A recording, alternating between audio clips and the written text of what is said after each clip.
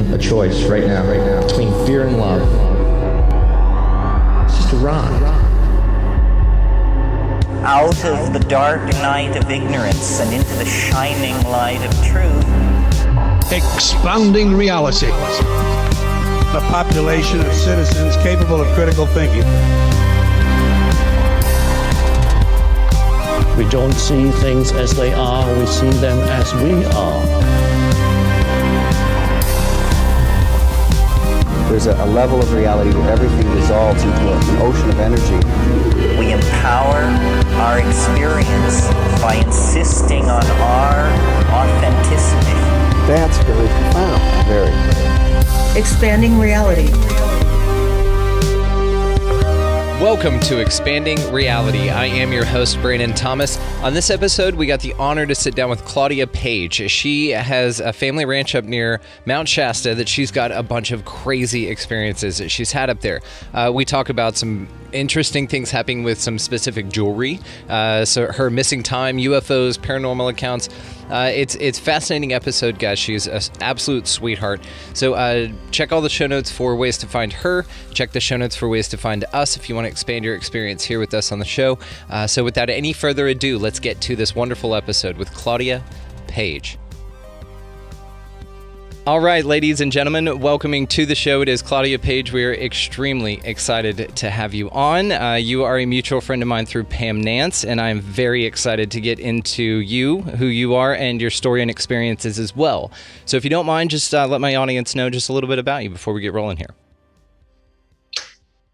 Well, professionally, I'm a speech-language pathologist, but I'm also an experiencer of a lot of interesting things, and I'm happy that I've had an opportunity to see things and experience things that maybe not all of us have. I'm very close to nature. I love kids. I love helping kids in my profession, and I like to paint. Very cool. Well, I got to see some of your paintings. Do you paint any of your experiences? I have not tried to do that, but that's a really good idea. Someone else has suggested I try to capture it in a painting of some kind, and that'd be a good challenge for me. Yeah, it would, because you could blend your actual experience with, some sort of really cool interpretation based on what your painting style is, and that could even evolve, right? That's so cool. Yeah, that's a very good idea. I dig it. Okay, well, when you get cranking on that, let me know and I'll commission you for something, okay? Okay. All right, deal. All right, I'll take you up on it. A deal. Well, you are fascinating. Your story is incredible. With all of the stuff that you've had with your missing time, we're going to get into your UFO and your paranormal encounters, which might possibly be the same thing, and we're going to talk about that. But I want to start with your ring incident, if you don't mind. I know you've had several of these, but you were telling me about that you've had an incident with the rings that you wear on your finger. Do you mind telling my audience that? Yeah. Gosh, I'm sorry I don't have a photograph of them before I got them repaired. They're all let's see, we're going back in time here. It was about 15 years ago. After I lost time, I would wake up at night sometimes or wake up in the morning and find that my ring was mangled. It's really just crushed down on my finger, or sometimes just bent, not necessarily crushed, but just bent in some strange way. And one time the ring was crunched down on my finger to the point where I had to go to a jeweler and have it taken off with jeweler's pliers because it was just so squished. But I do have photographs of rings. There are about 5 rings where this happened over a period of time. And I did take them finally into the jeweler to have them repaired. And he took a photograph of them as I asked him to before he fixed them. Interestingly enough, I told Brandon, I told you earlier about the story where I took it into this jewelry store and there was an older woman in there and sitting in there. And I came in with my rings and I was saying to the jeweler, I don't even know what would happen, how these rings could possibly bend like this, because I can't even push them with my fingers and get them to crunch like that. And she said, very matter-of-factly, you're being abducted by aliens. Yeah. I got a kick out of that. It's like, damn. Yeah, like, okay, well, that's nice, I guess. I mean, 5 stars, on Yelp review, because they're honest, they're deep, they're intuitive. They've clearly been hiring empaths, which is really cool. So I would return my business to that establishment for sure, just based on that. Yeah, yeah. Anyway, yeah, he was dumb. He was flummoxed. He had nothing to offer. So I took her explanation as probably being the right one to take. And it's interesting that you say that. So I just had a couple questions about this. I just want to dig a little bit deeper into it. So you said this was about how many rings would you say total over this period of time? About 5. About 5. And what was the stretch of time? About 5 to 10 years, you said? About 5 years. Little more than 5 years. Was the jewelry inherited by a family member, or was it all bought by you, or were they at different levels of acquisition? Like, did you come around about them in different ways? They were actually all pretty much inherited, except for one, which I had bought myself in Tijuana, Mexico. That was the one that was crushed on my finger so hard I had to go to the jeweler. What did the damage only happen when you were wearing them? Yes. Yeah. Because I put on a normal ring, and I had a normal ring on and went to bed with a normal ring on. And then I awakened with a ring that was all mangled. And only these specific 5. Would you try this out with different rings, but then they wouldn't get crunched at all? I have rings I've been wearing since that time, and nothing's happened to them. But only those specific rings? Yeah. Well, That's it was fascinating. At that period of time in my life, I don't know if I would attribute this. Yeah. I think I would attribute this more to that time in my life, because that was following that missing time experience. And at that time, I was also having very disturbing dreams, repetitive dreams, which tie in, I think, to what happened to me. Maybe, perhaps, when I lost time. I'm just trying to speculate, because I have no idea how to explain why that was happening to my rings at that time. And I'm glad now it no longer is happening, but I'm no longer having the strange dreams I was having at that time. So maybe there was a tie-in there to the missing time and the dreams and the rings. Somehow they all went together in some way, which I'm not able to possibly speculate or conjecture upon. You are welcome to do that. That's like all we do here. That's the whole show. So how about this one? I'm going to speculate wildly right now. We're going to have a lot of fun with it.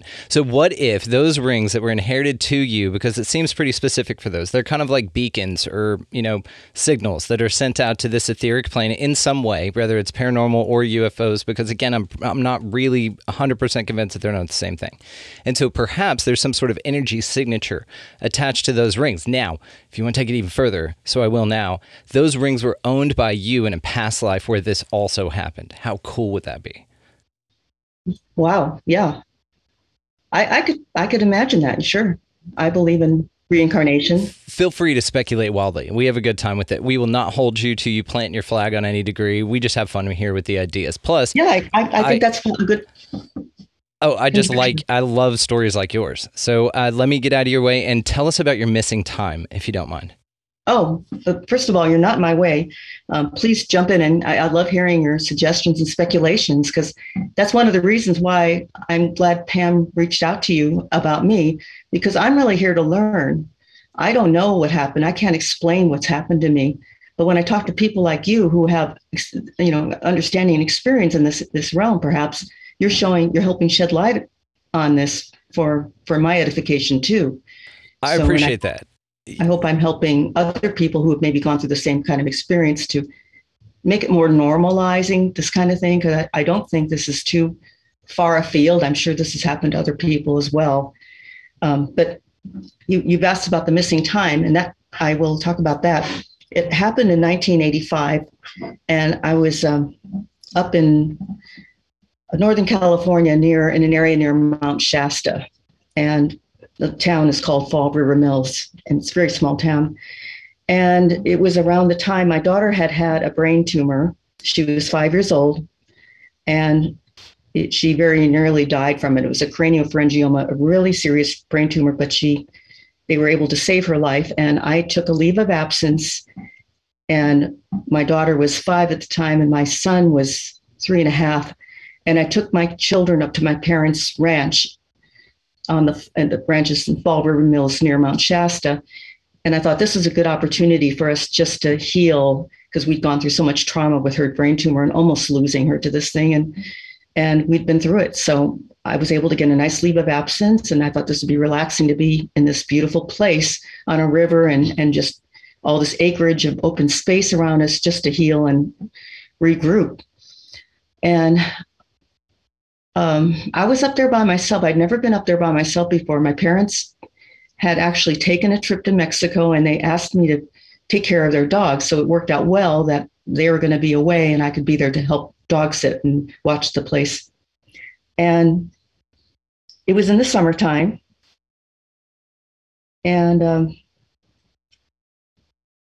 well, there's a lot of, there's a whole bunch of things that were starting to happen there by myself. I had some paranormal encounters, and a good friend of mine, one of my best friends at the time, in fact, said she could take some time off from work and come up and visit me because I was getting a little bit freaked out up there. I was totally by myself except for my kids. And I mean, there's some people working on the farm during the day, but there was no one up there, and I by myself. And it was a very, very remote place. So I was really glad to get some company and my friend, and she brought her 2 kids up, and they were 10 and 6 or something like that, her 2 kids. So, and all our kids knew each other. We were good friends. We lived in the same area in San Jose at the time. And so, so she came up and we had a good visit. And then the missing time part happened when she was going to return to San Jose, and she had taken a bus to Redding because her car was in the shop or something and wasn't ready in time. So she just decided to take this express bus that ran from San Jose to Redding, California. And then I drove down, picked her up in Redding, and drove her up to the farm in Fall River Mills. So that worked out really well. And she was at the farm for a week and a half or 2 weeks maybe. And the day came for me to drive her home down to Redding so she could go home. And it was in the summertime in 1985. And I had an older car at the time, was an old Mercedes diesel, which was really the kind of car that overheated all the time. It wasn't it wasn't running very well. It was an old car. And I had a buddy that had one, and it was notorious for that. Yes, ma'am. Yeah. Okay. You know that. and the drive down to Redding is a mountainous road. It's a very small road. 299 is a highway. And in fact, it goes by SETI, Northern California SETI. The search for extraterrestrial intelligence. Yeah. The road goes right by it. In fact, very close to it. So we gave ourselves a lot of time. We said, okay, we have to be careful because we're thinking overheating car, perhaps getting stuck behind a big hay truck, which you can't pass sometimes. My car didn't have enough speed to get around a slower vehicle. So we just planned we'd follow this thing all the way down the hill if we had to. So taking into account all these things, we gave ourselves like an extra 2 hours practically to get down the mountain to the Greyhound bus station because she had tickets for this bus that left one time a day. The express was just a one time a day bus. So we were driving down and everything was fine. There was no problem with traffic or anything. The car was not overheating. Everything was going along just as we could hope it would. And I just looked at the clock in my car. It said 12 o'clock, something right around high noon. And we were just congratulating ourselves on how we were making good time. And she would actually get to the bus way ahead of time unless we had a problem after this time check. So we were just saying, wow, we're making good time. And all of a sudden, I opened my eyes as if they were closed. I opened them and it was late. The day had changed. So, and by that, I mean, the shadows were across the road, like the sun is setting. There were long shadows. It was darker. It was late afternoon. And we were floored. We all saw it. Like, what just happened? The day's late. Did you notice any craft or anything in the area or anything else weird that was happening? You know, I've thought about that, Brandon, because a lot of people have asked me that if we saw anything strange around us or over in the sky or anything. And I don't recall anything like that. I don't recall having seen anything. Did you guys have any strange encounters in the 1 to 2 weeks that she stayed with you guys up at Mount Shasta? Yeah, we did have some strange encounters. And I had some very strange encounters prior to her coming up. In fact, one of the reasons I was really hoping she could come up is because that was the time I had something sit down next to me on the bed. Had she ever had anything like this happen before in her life at all? No. And you hadn't either before? Not to either one of us. No. It was. That's what's interesting. It's almost like, again, that the place has a residue, or it's like whenever you traipse through that area, it like sticks to your shoes a little bit, and they can find you. It's almost like this metaphor of like, once you're there, it's there. Once people, and even we were talking about this with Kathleen Martin, that once a UFO showed up at her grandparents' place, there started to be paranormal activity in her parents' house across the street. It affects the area, and therefore it affects all that embark in the area and then move on. I've got a question about the transition for you consciously from earlier in the day to where you said that you blinked and then it was later. I know the first thing you noticed was the shadows, but was there a sensation of like temperature dropped real quick? I know that transition felt like a blink in time, but I'm curious also if your eyes took a minute to focus, like you had them closed for a while, or if it was just like a blink and now all of a sudden everything changed, but it didn't affect your vision in a way you had to like struggle like you were waking up. Trying to think about the question. I think for me it was sort of like a blink, but my friend said she felt like her eyes were closed and we were going around a corner of the road and she opened her eyes as we were going into this curve. So she had a sense of having her eyes been closed before opening them and being aware that the day had changed. And you were in motion when you realized that time was different? Yeah, we were driving. I was still driving. And as far as I could tell, I was in the same place in the road as I was when we blacked out, or whatever you want to call it. The same place. So you lost an hour, but you didn't travel an hour's worth of time. We lost several hours. Relevant. I lost 4 hours, maybe 4 or 5 hours, because it had gone from being high noon to being late afternoon. So we speculated probably 5 hours, 4 hours, 5 at the most. But you didn't travel anywhere. We didn't travel. No, because it took us just as long from that point to get to the bus stop as it had when we lost time, when we were last aware of what we were doing. Damn. After that, had your friend who was there had any other type of experience after this? Anything phenomenal that she told you? She was really actually very freaked out about this and did not want to talk about this. And she won't be interviewed for this. She told me she won't perpetuate what happened to her. Yeah, and that's okay. But she did have a really weird experience. When she got home, she lived in this apartment complex, and she kept her car in a small, like a carport thing that went with the apartment complex. It was a single car carport. And she said that one morning, not too far after this happened to us, she went to her car in the morning to go to work, and it was completely turned around. And she didn't feel there was enough room in the carport for people to get in there and pick up the car and actually turn it around as a joke or something like that. And she didn't know anyone who would do that to her. Damn. So her car was just backwards from the way that she parked it? Could it be could it be a misremembering of that she just forgot the direction that she parked it? I don't think so, because she said, I always pull into the carport. I just pull right in rather than backing in, which you could do, one would do maybe, but she said she never backed in, but the car was turned around. And then she felt, oh, no, please go ahead. Oh, she didn't feel, she said there's no one that she knew that would have done that as a joke. She felt this was something that was related to our missing time. Yeah, it's very personal. It's like a calling card. It's like, hey, remember us? And then, of course, it's something of a physical degree that seems ridiculous. That, yes, of course, we can rule out people and all that good stuff. I think it is a calling card. Like, hey, we were here. Yeah, that's what it seems like. Mm-hmm. Had she had anything other than that happen?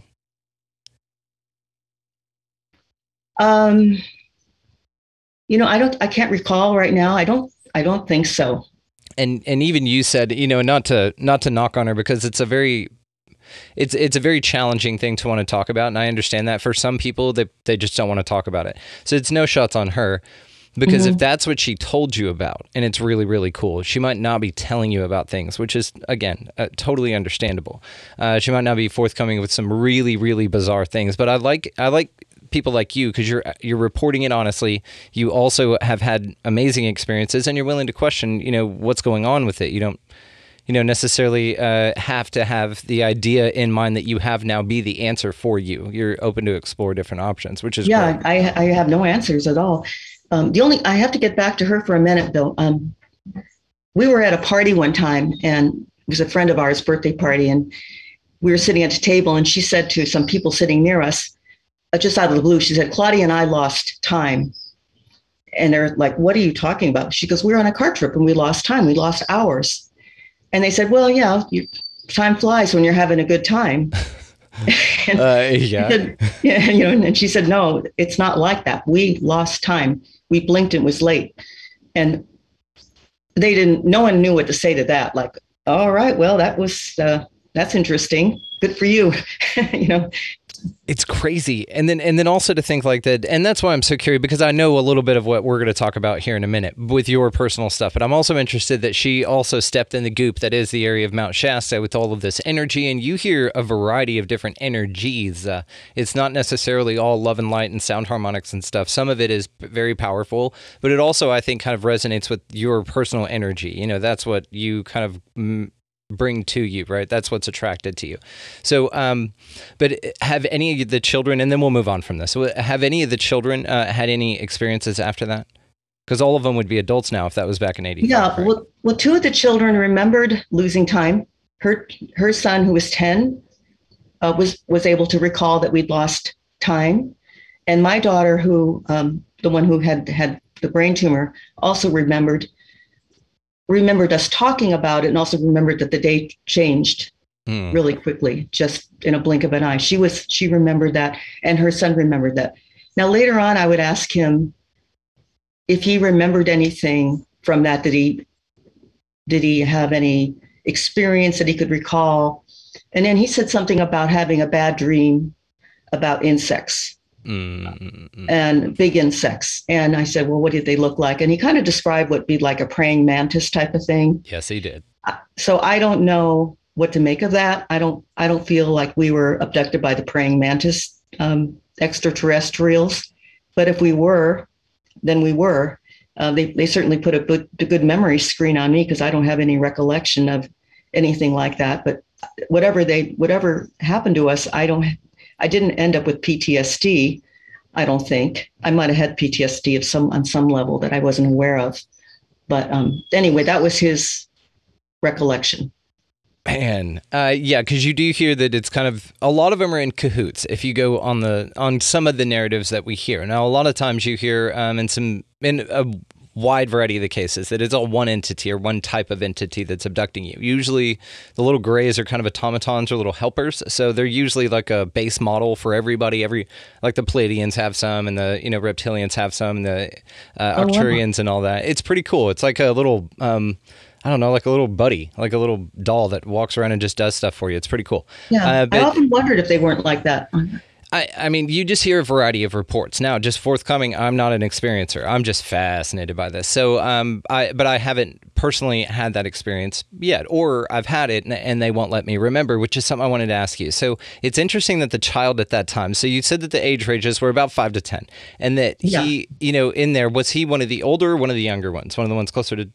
It was actually 3.5 to 10. My son was 3.5. He was the oldest of the children. Okay. So it's just interesting that he can remember, or at least have it drip fed a little bit into a dream, that something extra happened, and he associates it with the missing time, which is intuitively something that he did, which probably means that there's something to that, right? That he remembered it made an impact, and he links the two emotions to that one event. So, but you're not that okay with remembering that, this is what speaks to it. It's like sometimes, if it happens to everyone, they only let the people remember that are either going to be okay with it or going to benefit from it.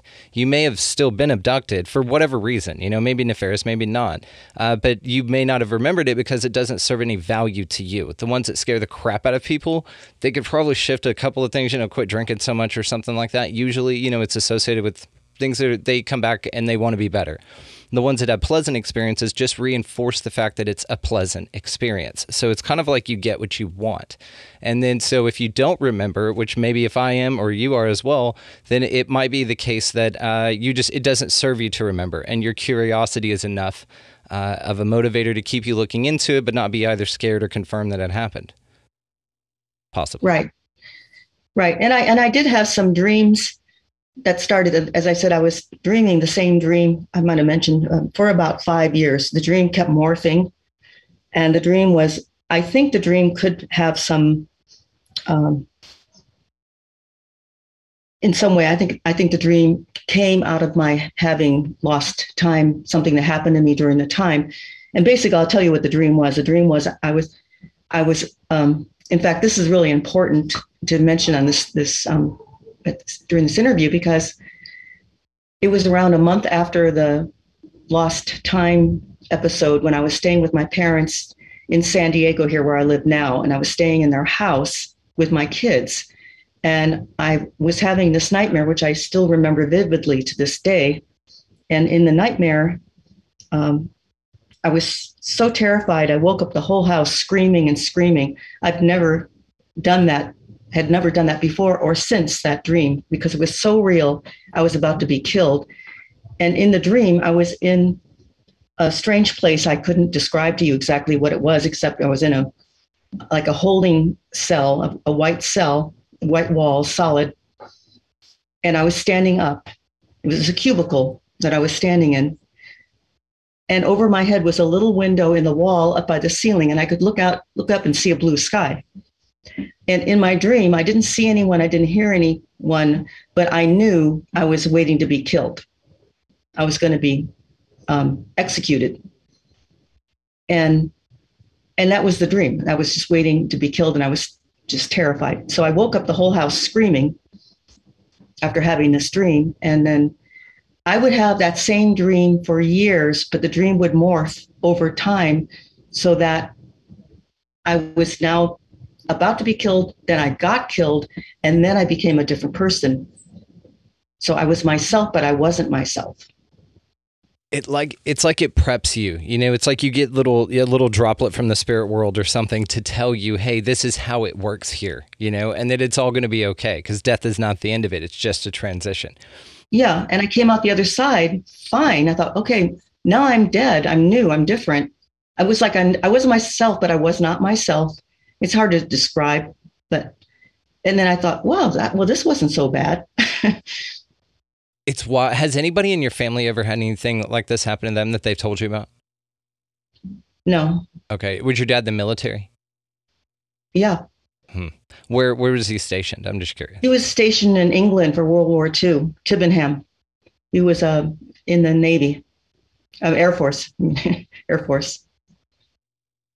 It's just interesting. The paranormal phenomena and abduction phenomena seems to gravitate in a lot of examples way more than can be ignored, which is why I ask. In folks that have had military families, it's very interesting. Like, you are kind of monitored, and I think even Pam and I were talking about this, how you're kind of monitored, to see how maybe something that you were exposed to turns out, or it's kind of like when your parents sign up for the military, they sign their family up to be a part of this whole thing as well. It's kind of one of those things.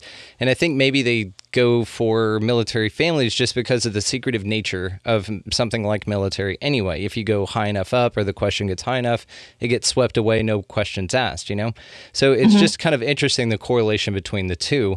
It definitely seems paranormal or extrasensory to some degree, but it seems like there's like a technological element to some of this stuff. Did you get any sense that there was anything having to do with a human entity in any of this present, in anything that you felt? Oh, yeah. Yeah. So even with the extrasensory stuff going on, you felt like that a human was involved in that process? Oh, you mean during my dream? I'm not sure I understand. I didn't have extrasensory. I just had, this was a recurring dream. I don't, actually, I have to change my answer. I don't recall having any sense of any humans being around at all. Okay, it's fine. It's just like I said, sometimes when people have these kinds of experiences, they can be associated and tricked back to something that happens with military type of folks. You hear of some reports of folks will go on UFOs and there's human beings that are speaking German. And then you'll go, and then there's humans hanging out with reptilians and they're doing something in an operating table. But the human component to it, those, I think, or I've heard, have a lot to do with stuff that we have. It's our technology. It's not necessarily extra, but it's definitely extra because we're in cahoots, right? It's definitely being hidden from you. It's kind of the feeling that I get. I don't know how you feel about all that. Yeah, I'm open to that. You think they know what's going on? They're not saying it. I have to think about that. My dad would talk about paranormal things that had happened to him. I never told him about my missing time experience because I thought he might have just dismissed it as my, a fluke of my memory or something like that. But when he was stationed in England, he would say that he would tell me about some ghost stories of things he had experienced. He called them ghost stories. And one was called the Haunted Beat Shack story, because he was a radio operator and he was stationed in a beet field in a shack. And he said there was all sorts of stuff happening around that beet shack when he was in there on his shift. Like just stuff going around? Yes. Yeah. And he said strange lights sometimes, footsteps, and there'd be nobody there. He said it was just, I wish I could ask him now. He passed away. But of course, I think if I had asked him more detailed questions, he might have had more things, because he did talk about the haunted beet field all the time.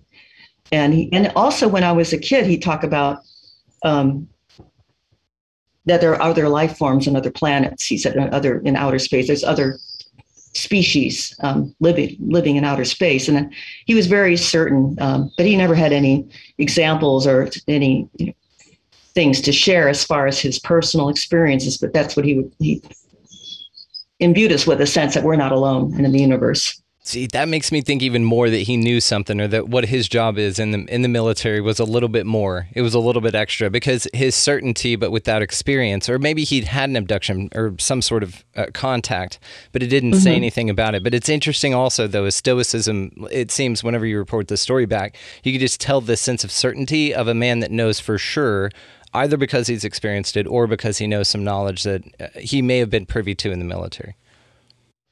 Yeah, it's very possible.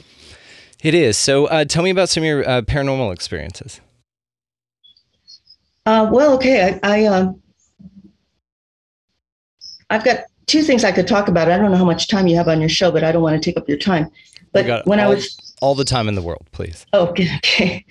The same summer when I was up at my parents' farm, I want to tell you this story because it's so beyond anything.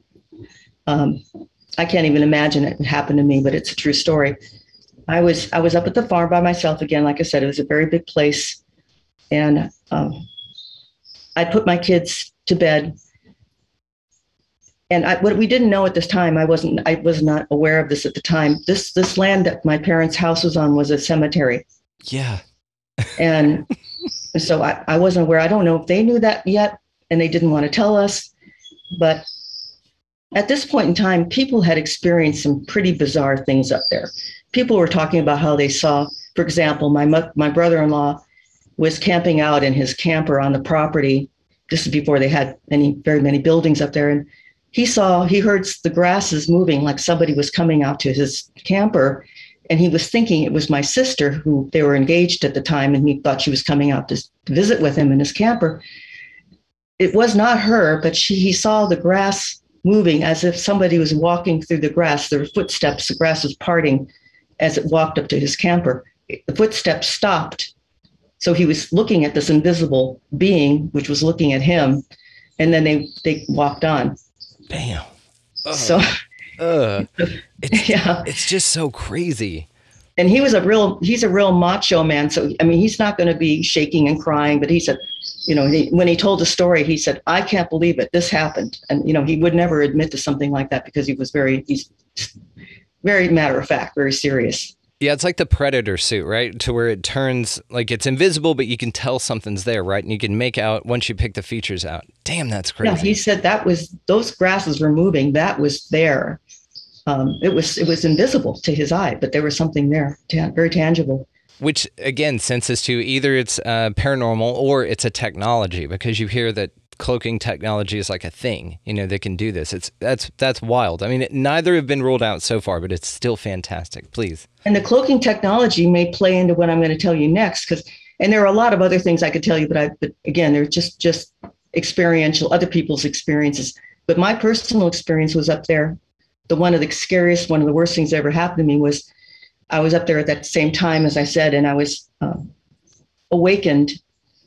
My kids and I were sleeping in the same room because it was scary up there. So I had them in the same room with me. And I woke up around 11 o'clock in the evening, or maybe a little later, and I had this total sense of utter terror, just utter terror. And I sensed something coming toward me, coming down the hallway to my bedroom. It was palpable. And I couldn't hear anything, but I knew something really scary was coming toward me. I got up and turned on the light in the bathroom just to calm myself down and regroup, like, well, maybe I had a dream. I don't know what's going on. But and you turned the light in the bathroom on because you didn't want to wake the kids up that were sleeping in bed with you. That's crazy. They were actually in another, they were on the floor in the other room on cots. So I turned on the bathroom light just to calm myself down and calm and just think, okay, this was a dream maybe or whatever. So I'm sitting there and all the electricity goes off. And I can say the electricity went off because there was no hum. You know how that you can hear that hum. Yep. So it wasn't just the light turning off in the bathroom. It was pitch black. And then the lights came on. So, okay, good. There's a blip in the electrical field or whatever. Just as they came back on, something so heavy sat down on the bed next to me that I ended up like lurching toward it. Yeah, it was horrifying. And after that happened to me, I could not move. I was completely frozen. And I wanted to run like hell to get my kids and get the hell out of there. And I was paralyzed. And it felt like seconds went by before I could move. It probably wasn't that long, but at the time it seemed to take forever before I could get my sense of motion back. So luckily, I always felt scared up there. So I left my dad's truck right outside the front door with the keys in the ignition, just in the off chance I would need it. And sure enough, this was the night.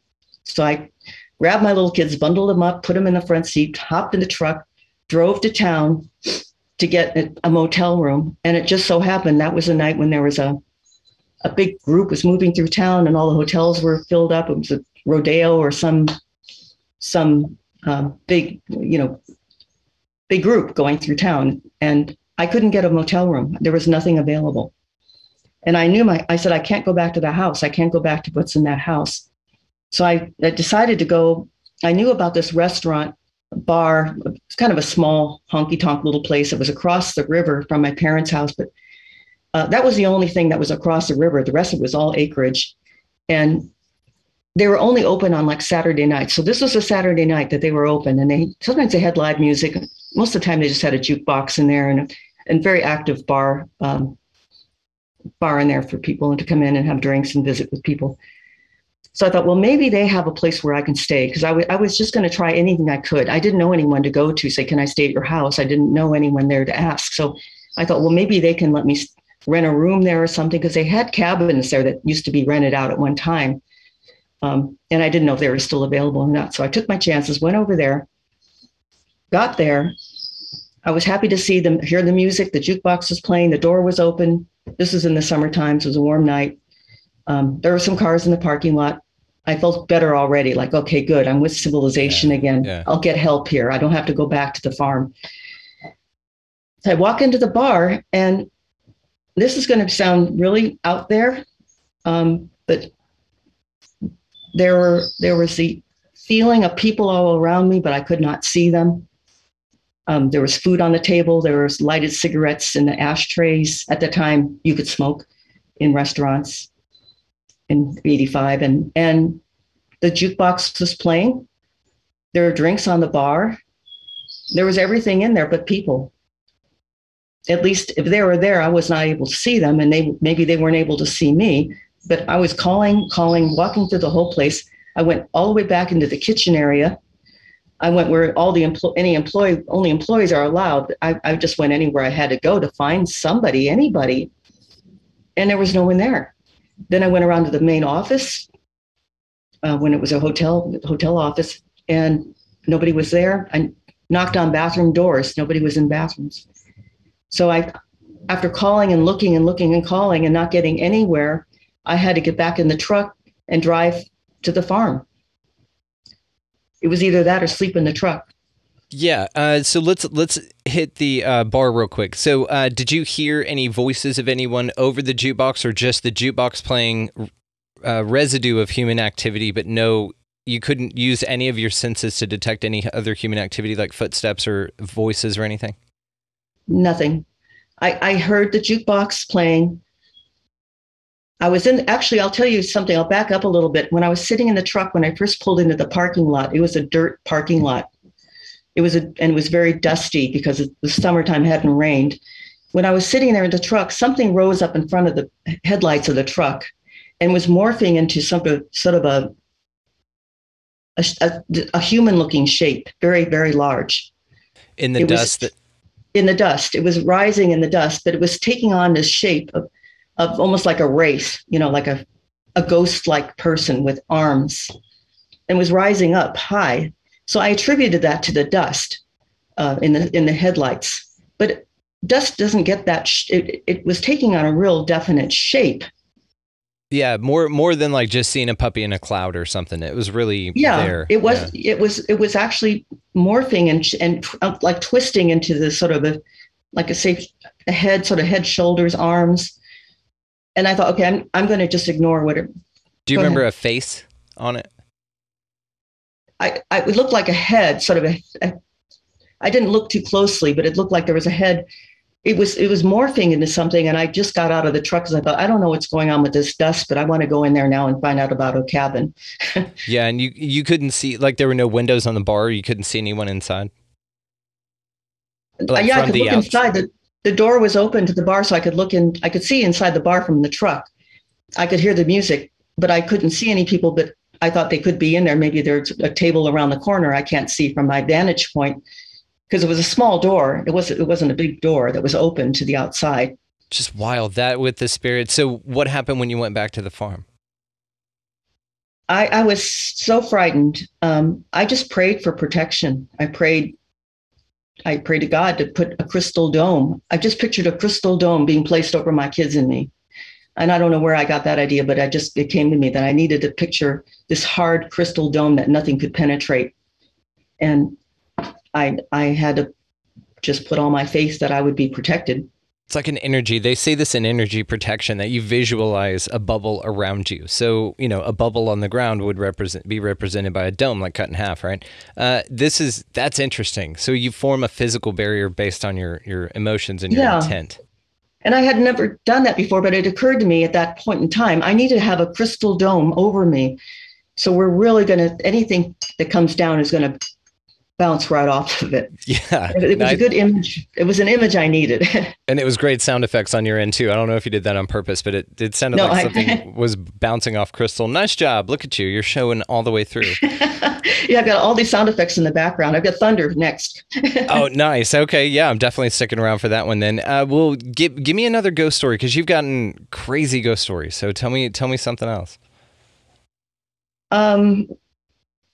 Well, getting back to this ties in kind of to this missing time, and I've actually, Pam knows this story too, and she said this is probably another.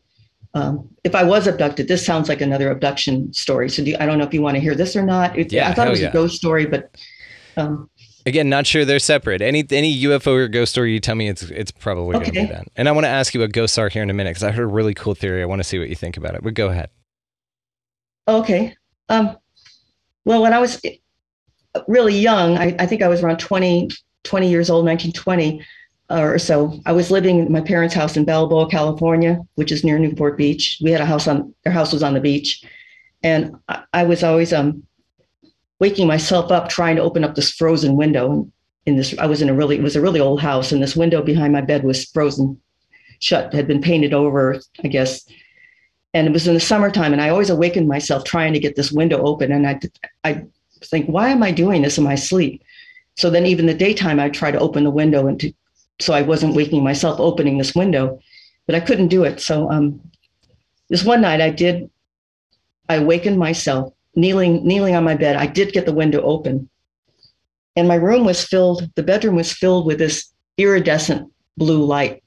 The whole room was filled with this beautiful light. And I was on my knees looking around, and the light coalesced. It moved across the ceilings of the room over to one wall across from me. And it was this beautiful light. It almost seemed to have a life of its own. And later on, Pam said it sounded like a plasma wall that she had seen. Yeah, plasma wall. Somewhere. That's cool. Plasma wall, yeah. And of course, at that time, I mean, I didn't know this until recently that this was a thing that maybe I was looking at. So this beautiful blue light was moving down the wall very, very slowly, and it was shaping over. I had a cuckoo clock. I went over the cuckoo clock. I could see the cuckoo clock bulging out from behind this light, and that's crazy. It moved across the floor, up the wall, and out the window that I had opened. It's like, thank you.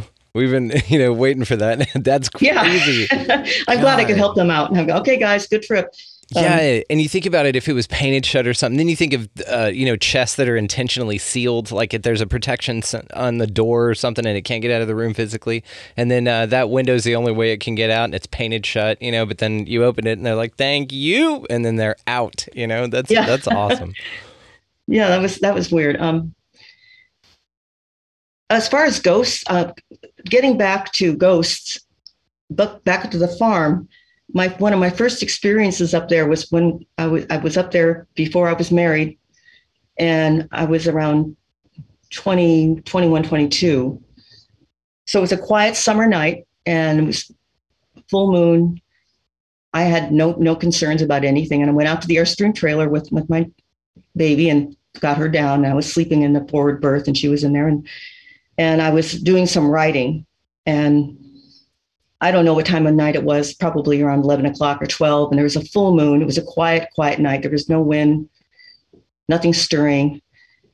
And all of a sudden, the air in the Airstream trailer sort of felt charged.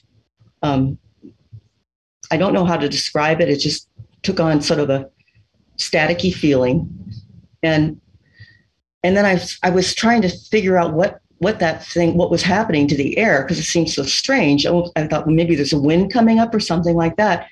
And I breathed, for some reason, I breathed out and went like that. And I heard this owl sound. From your vocals? It seemed to come from me. Damn, that's cool. Yeah. That's awesome. And I know, and I thought, like, how did I do that? Because I was just blowing out air. I didn't vocalize, but it happened again. And I was just sitting there trying to figure out what is going on. And then the door to the trailer burst in. Now, that door usually opens out, but it opened in. Like somebody had kicked it. Yeah. It came flung in so hinges. hard. Yeah. It burst in and it popped out. And I thought, okay, maybe my brother did that for a joke. There was no one out there. I peeked my head out. There was no one around. So I was trying to get myself calmed down. I shut the door. I thought, okay, this is a freak thing that happened. And as I said, the air was still kind of electrically charged in some way. And over my head, high over my head, maybe 6, 7 feet up in the air, I heard the clearest voice talking to me. And it was in a Native American dialect. It was a man's voice.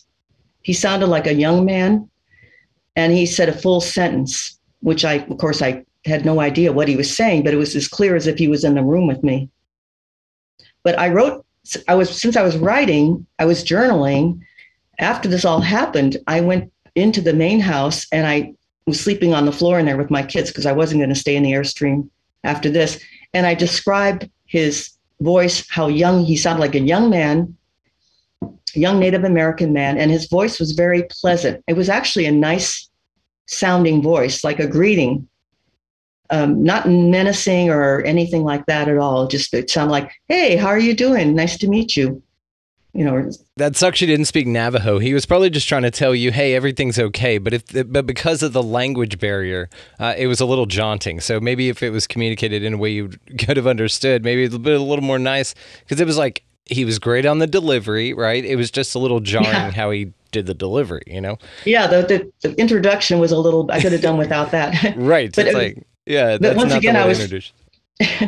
But when I heard the voice, I was frozen. I had that feeling of being completely immobilized. And it seems like when you're in that state, it takes what seems like minutes are rolling by, but it's actually probably just a few seconds that you can't get yourself to move. Yeah, it's that paralysis. It's a very interesting thing that happens with that, and you hear a lot of the sleep paralysis with these entities and beds, and they're always associated with creeping over the front of the bed. They're creepy as hell, right?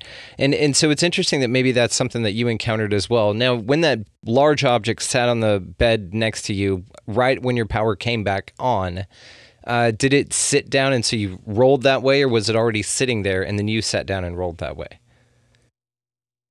No, it sat down next to me because I was sitting up. And then when the power came on, the bed depressed. Whatever sat down next to me sat down at that time once the lights came on.